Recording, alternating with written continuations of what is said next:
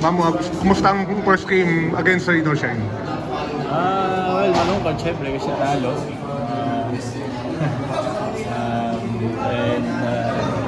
Ayun,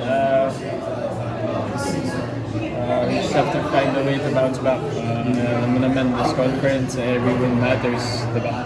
So, we have back-to-back games with Blackwater, so we just have to rest and then regroup and then prepare for Blackwater.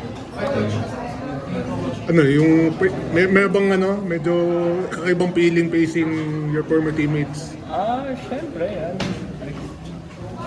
syempre to see them, to play against them. Ibang feeling kasi syempre 4 years ko rin silang makakampi. Kita nyo naman, hindi rin naman sila nagpigil. Vice versa rin naman. So, they were just a better team today. Hopefully, the next time we see each other, kami naman ang panalo. Pumunta ka pala sa locker room before the game? Opo, nakipagbiroan.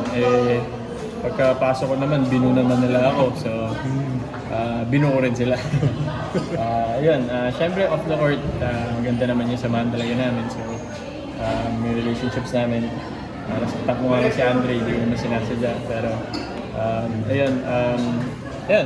congrats to them and hopefully next time na magkita kami naman ang panalo. Ano nagplano ka kay Coach Singh bago yung game? Aba. Ano lang sinabi mo? Good luck lang po ako and syempre nagpakita lang ako ng respeto kasi syempre 4 years din ako naglaro for you. Nagpakita lang din ako ng respeto. Nakangiti naman si Coach Cheng sa akin. So, okay.